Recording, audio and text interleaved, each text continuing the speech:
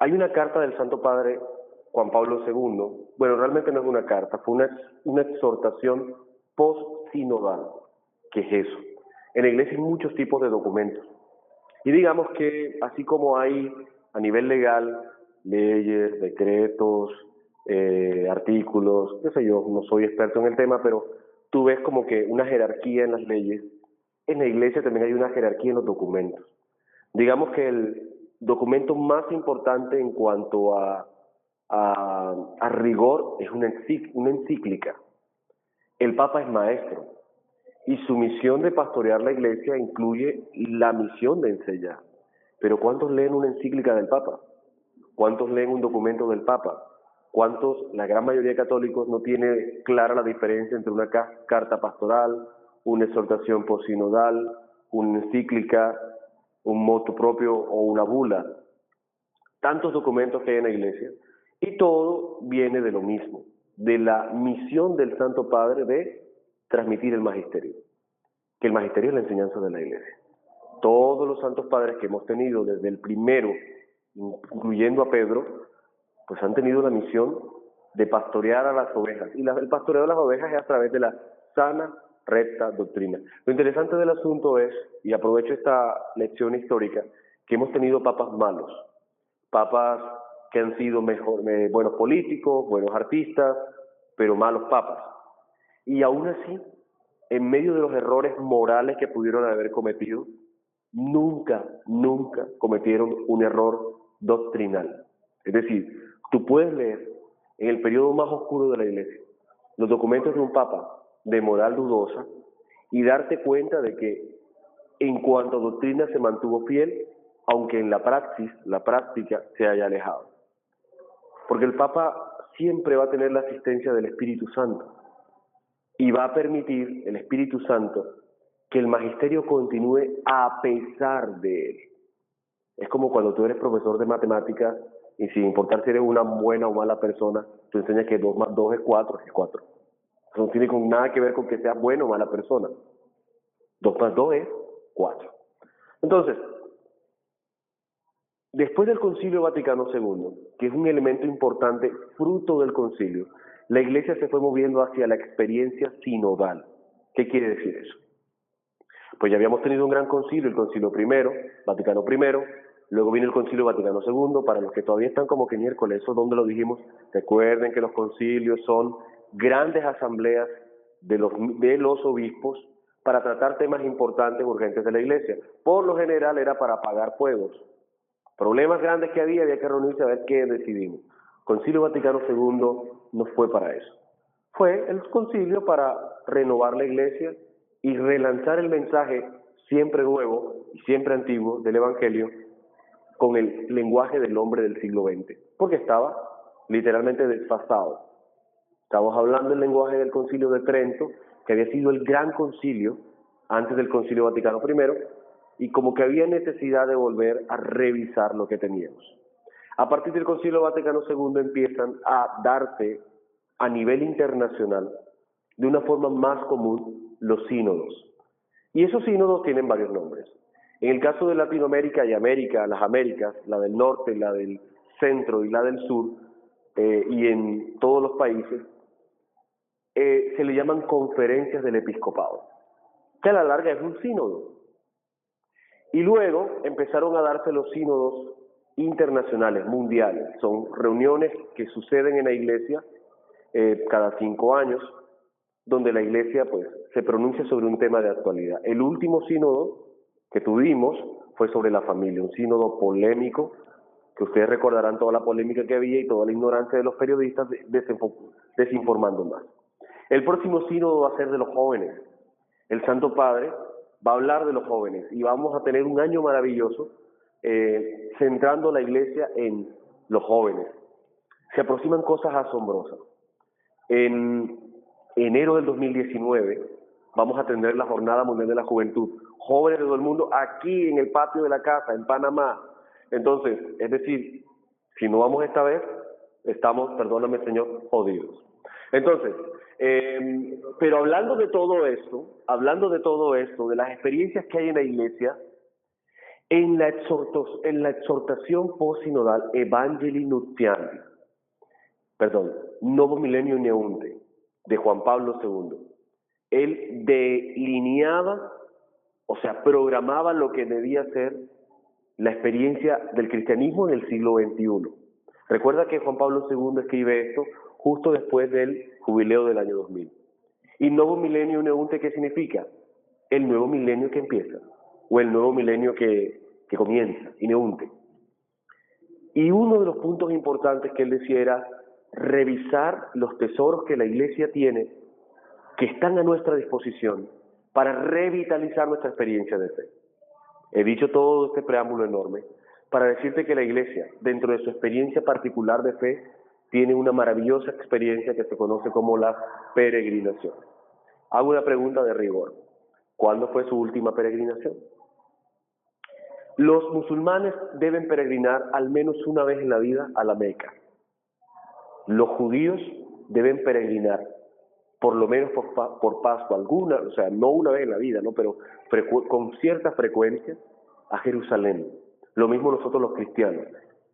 Pero dentro de los puntos importantes para la peregrinación, que es un viaje enorme de gracia, está Roma, que es la sede de Pedro, Jerusalén, donde el cristianismo nace, y hay otros lugares que, gracias a Dios, han sido bendecidos por la presencia de la Virgen. En este caso, Santiago de Compostela es el lugar donde se guarda los restos debajo de la basílica del apóstol Santiago, que fue el apóstol que evangelizó gran parte de la península ibérica.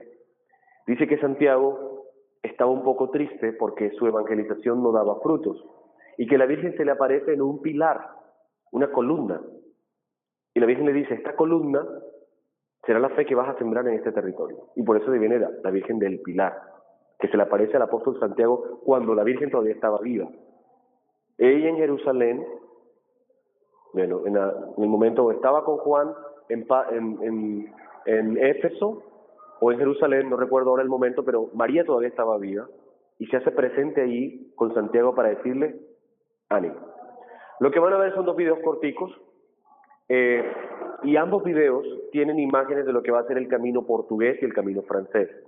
Para llegar a Santiago de Compostela, que está en la región de Galicia, quien ha ido a España, Galicia yo no he ido, pero me informo bien para poder hablar con propiedad.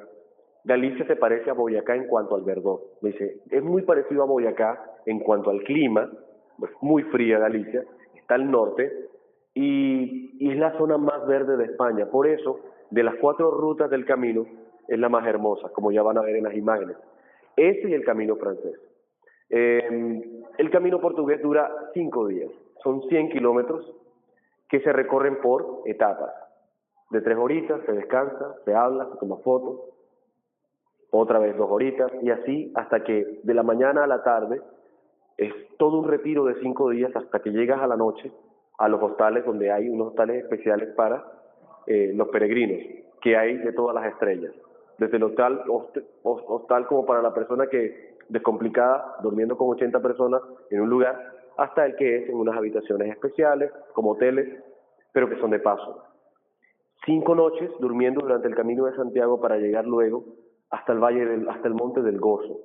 Es el monte donde todos los caminos llegan, donde hay una gran escultura de los peregrinos que ya simboliza a los peregrinos que han recorrido el camino, y a lo lejos, en la explanada, bajando, ven Santiago de Compostela, que es el lugar donde van a llegar. Este viaje, el Señor nos está dando la gracia de hacerlo por primera vez en Barranquilla. Nunca antes en Barranquilla se ha ofrecido el Camino de Santiago. El Camino de Santiago no se va a hacer en Barranquilla, que se está ofreciendo por primera vez. Se han hecho viajes a Francia, a Portugal, Fátima, Lourdes, Medjugorje, pero el Camino de Santiago nunca se ha hecho. Y bueno, es la oportunidad, yo los estoy invitando porque el Señor me ha puesto en el corazón invitarlos. Necesito que se pongan todos de este lado para que puedan ver lo que van a ver aquí.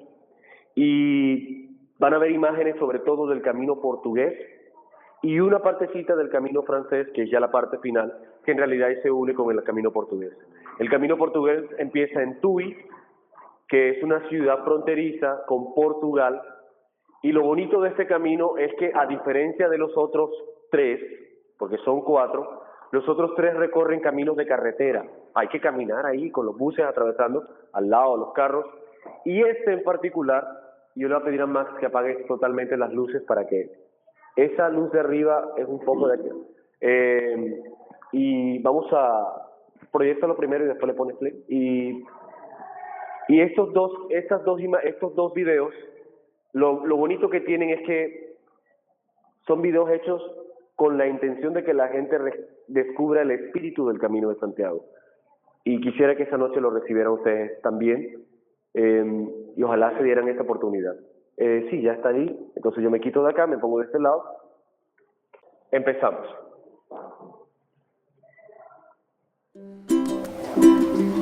Camino portugués.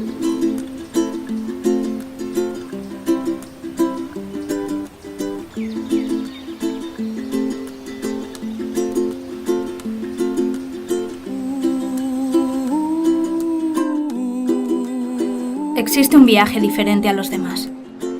Un lugar mágico que une a personas de diferentes partes del mundo. Todos tienen el mismo destino, pero con diferentes razones para hacerlo. Donde lo importante no es llegar el primero, sino disfrutar de la experiencia. Estos son los hostales, estos son hoteles que están en todo el camino.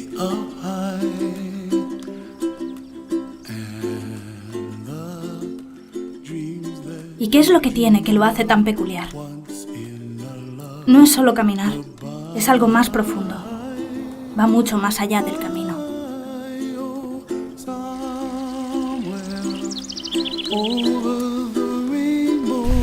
It's hard, but it's fun. Meet many interesting people, share stories, share experience. I like it. La vida cambia, Esto te da más que nada tiempo para pensar, para no estar con la presión de un trabajo o una familia alrededor tuyo. Te vas peleando con gente que se extraña y le puede un poco contar tus cosas, porque también ellos no pueden influir mucho en tu vida, entonces es más liberador soltar las cosas y más fácil. Es como ir al bar, no de la esquina, a un bar cualquiera y empezar a hablar con el barman. Es un poco lo que pasa.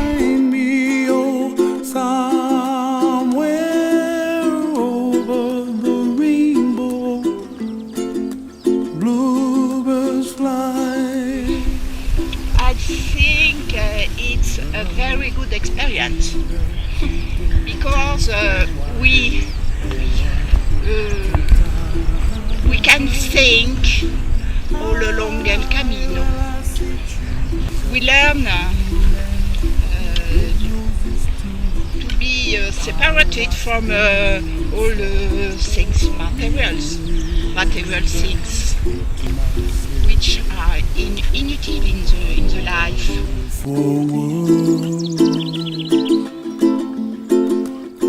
El camino te hace ver que la vida es algo más profundo de lo que pensamos. Te hace sentir libre, dejando atrás todos tus problemas, sabiendo que aquí lo importante son los pasos que das, dependiendo tan solo de ti mismo. Because Camino is different with the other travel, so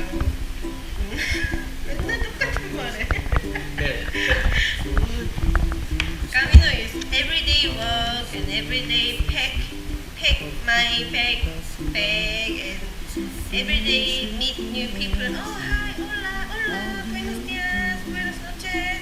And so if I want to go Paris, I can go to Eiffel Tower and oh Eiffel Tower and good, yummy, and that's it. But Camino is different. Every day walk in rain or sometimes in snow. Sometimes I hurt, like, you know.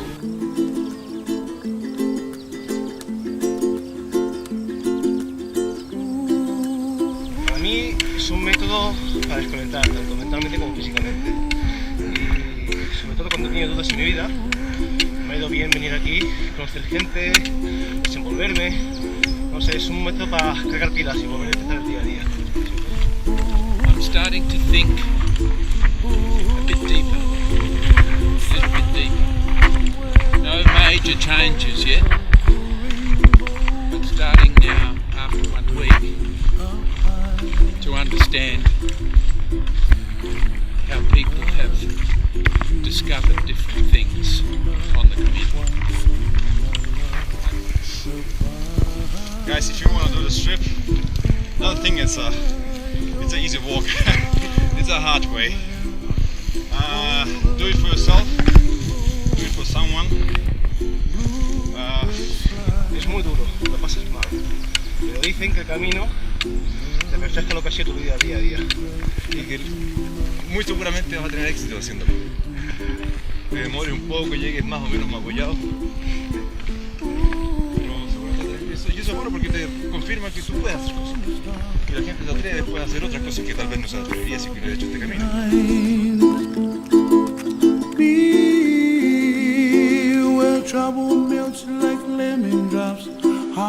La actitud. Uno de los elementos que demuestra que eres capaz de lograr cualquier cosa. No sabías lo valiente que puedes llegar a ser. Por muy difícil que todo sea, sabes que puedes conseguirlo.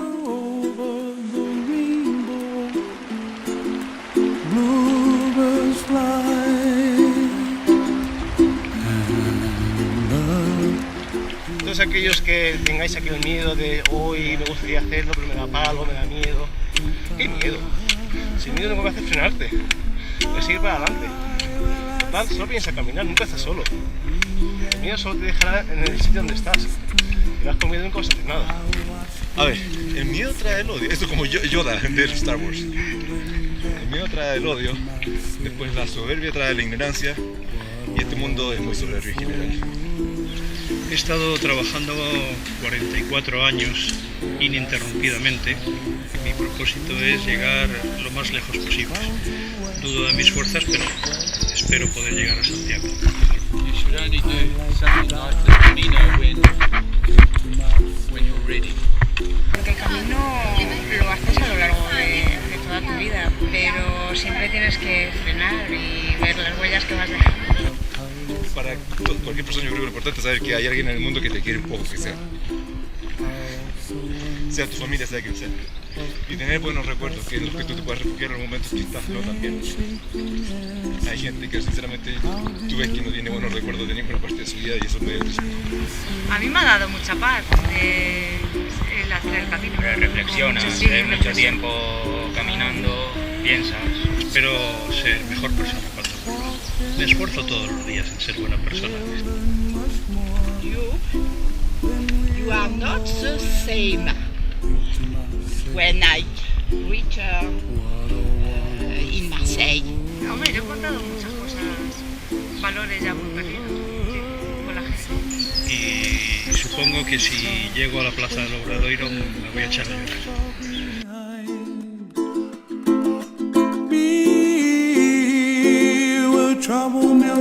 Jota, Mario, ¿qué es el incensario más grande que hay en la iglesia? En las festividades. ¿Lo prendes? Es un lugar perfecto para encontrarte a ti mismo. Cada uno elige su destino por sus decisiones. Ayuda a las personas a cambiar la manera de ver el mundo y entender que la vida es un conjunto de experiencias. Y tú decides cómo las quieres vivir.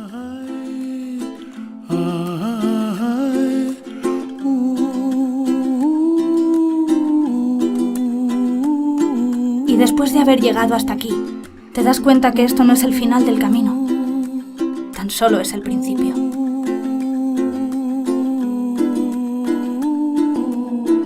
Muy bien, vamos a ver el segundo, que es también cortico, y este se hizo con imágenes del camino, este es camino portugués, el que van a ver ahora tiene imágenes del camino francés, de la parte que se une con el portugués, porque al final todos se unen en este monte que se llama el Monte del Gozo, que está literalmente en el punto de entrada hacia Santiago de Compostela, que está debajo de una explanada, que aquí sí lo van a poder ver. Este está en inglés, tiene subtítulos en español, y es la narración de un niño que hace el camino. El camino lo hacen niños, señores, abuelos, personas que pueden hacer un trayecto, se están acostumbrados a caminar. Muy bien. For 1,000 years, pilgrims pilgrims have been walking to the Spanish city of Santiago de Compostela, the resting place of the remains of St. James.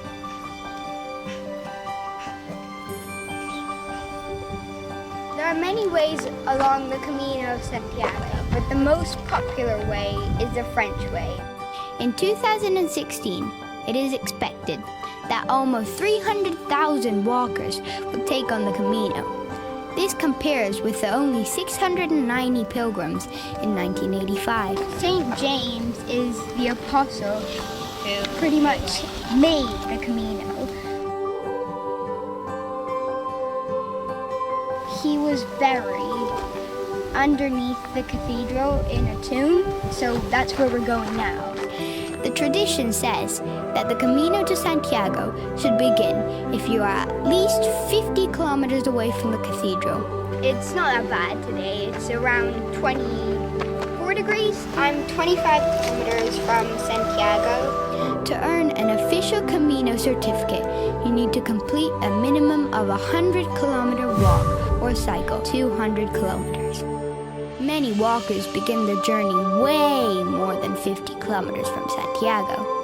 In fact, the main road to Santiago is the French way, and this begins 840 kilometers from Santiago. People walk the Camino for many reasons.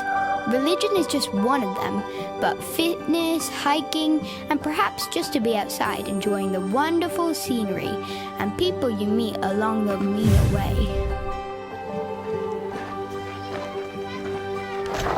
So now we're approaching Monte de Loto. After doing like 20 kilometers, you won't be able to. This is the first point of the Camino, where you can see the top of the Cathedral of Santiago. The statue here represents the image of the tired pilgrim who finally see the end of their long journey in front of them.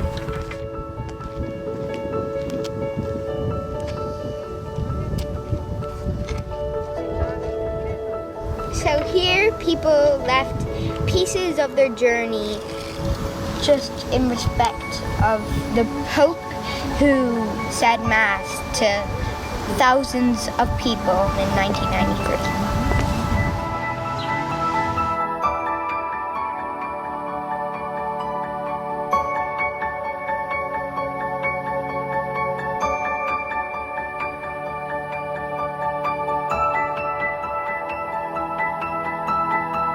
So it's really impressive how many people do the Camino, and they don't even care how old they are, they just do it.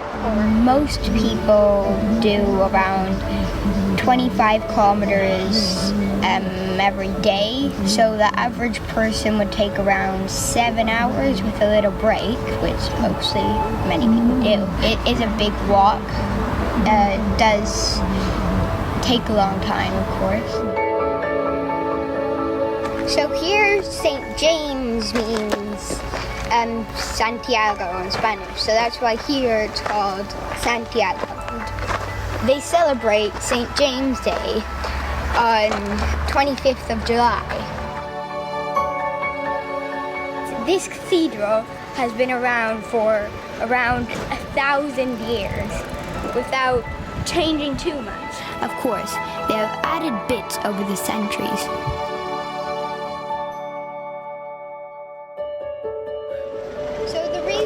Why the cathedral here is standing is because St. James, the saint, the pilgrim saint, was buried here. That's why the cathedral is built here. He was originally found close to what's now called Turkey, and years before around Jerusalem.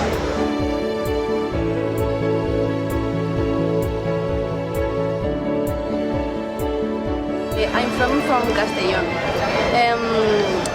La etapa Sarria-Porto Marín. Okay, how long did it take you? 5 días. Vale. Only 5 days. How far was that? I think 800 kilometers. What was your favorite part? In the mountain, the Camino Primitivo. Más de todo el camino, todo ha sido muy bonito, pero la parte de Castilla-La Mancha me ha gustado mucho. Por la comida, por el vino. Unos pueden hacer más kilómetros, otros pueden hacer menos kilómetros, como quieran, pero todo el mundo lo puede hacer. No hace falta que sea fuerte ni que sea joven, cualquier persona lo puede hacer. Una abuelita francesa de 80 años, que pobrecita tenía que parar cada 1 hora o cada 2 horas porque se tomaba muchas pastillitas. 19 days, but we started in San Sebastian, and in between we sometimes took the bus. How many kilometers Per day, I think maybe 20, 25. For the moment, well, I think 1 month.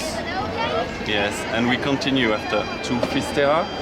After we come back to Santiago and we will go on the Via de la Plata to Sevilla. Wow. That's a lot. Here in the cathedral, a pilgrim's mass is held every day. It begins at 12 o'clock and there's another mass at 7:30. If you are lucky, you might see the swinging of the giant Botafumero. It would be really hard to walk all that with a really heavy backpack on your way. So try to keep it light and get a sleeping bag which isn't too big, won't be too much, and just have fun. Muy bien. Y esa es la experiencia que la parroquia está lanzando por primera vez en la historia de la Arquidiócesis de Barranquilla. La idea es que se va a hacer cada año en el verano, porque por el lugar donde está Galicia, eso es como un detrás de cámara. El lugar donde está Galicia es muy frío en el invierno, así que el lugar ideal o el tiempo ideal para viajar, verano. Pero no tan metido el verano, porque entre más esté el verano metido es más caliente. Entonces mejor al inicio del verano, que fue donde se ha programado para este año. Del 22 de junio al 7 de julio, un viaje de aproximadamente unos 15 días.